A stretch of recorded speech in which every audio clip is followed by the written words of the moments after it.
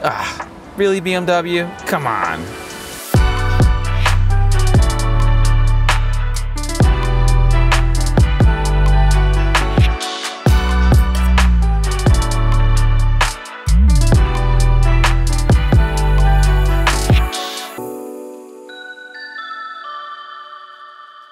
Hey, this is Brian. Thanks for watching Kies Motorsports. If you like our videos, give us a thumbs up. Make sure to subscribe and check us out at kiesmotorsports.com. As many of you know, the early generation F80 M3 and the F82 M4 came with, well, badges that would fade and they would crack and they would get nasty. And BMW actually started to warrant them if you were in warranty. I wasn't in warranty and I had to DIY the project where we pulled the leather off of the seat and we got our new badge, we routed it in, we plugged it in, and we snapped it in, and we called it a day.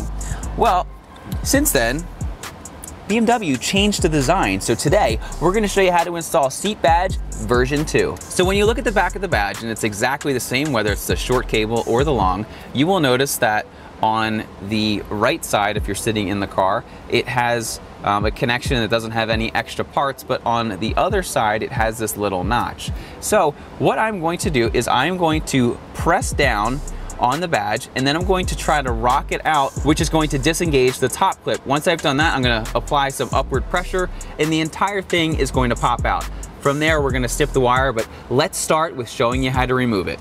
So as I said before, I like to push down and then you can start to pull up on it and then disconnect it. So there's one side and then there's the other. So now that you know how to do it, I'm actually going to demonstrate on my driver's seat because for me, it's easier if you're sitting in the seat. It's just kind of awkward to do no matter what you do. But like I said before, I like to push it down and then pop it out and then do the same on the other side. Okay. And then just carefully pull your wire out. Now the thing is, your wire is going to be really short and kind of a pain to work with, which is why I am not really a fan of this, but just do your best to just very carefully just pull it out ever so slightly. All right, it pains me to do this because this is a brand new one, but I'm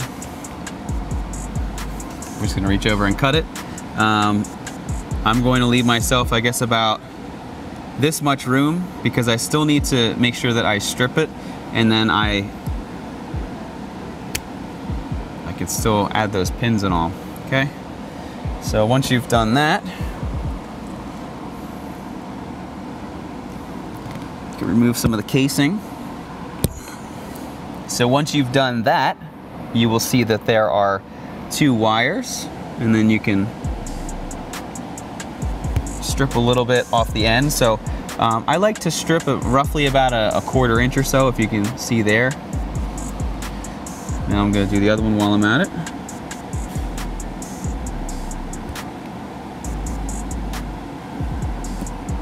Okay, so once you've done that, you're going to take your pin, and if you don't have a crimper, you can get them on Amazon pretty cheap, or you can just use pliers, where you're going to get the best bite out of one of these. So basically, the way that this works,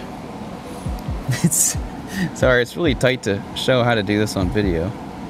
I'm going to twist this wire together, and we're going to insert it, and it's going to go into this part right there, and then I'm going to tighten it with my crimper here. So we're going to take our pin, make sure this is twisted nice. We're going to slide it in here like so, and then I'm just going to try to push it over with my hand so I can give myself a second to get my crimper ready. Okay, piece of cake. So this is probably impossible to see, but really right there is really where you want the good crimp, and that's going to make sure that everything is nice and solid. So now that you are the crimp master, you can go ahead and do the same on the other side.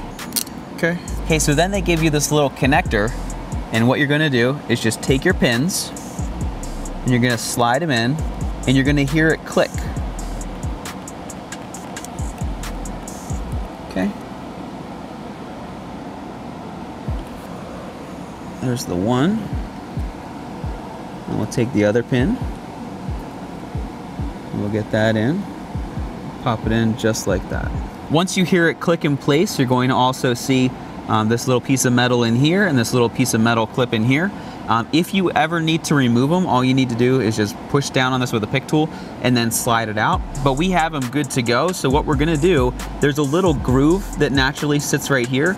So we are going to push this little piece of plastic in and clip this down.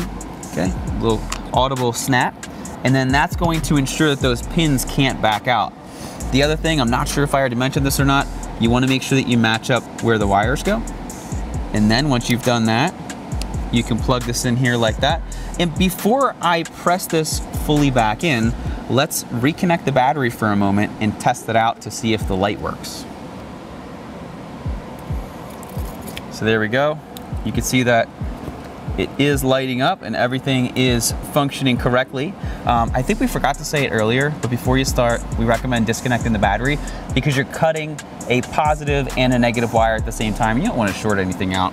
Once you've done that and you've proved everything tested and good, you can just take your wire, push it in, take your new emblems, and you literally just push it in and snap. And then for the part you've all been waiting for, the grand untaping.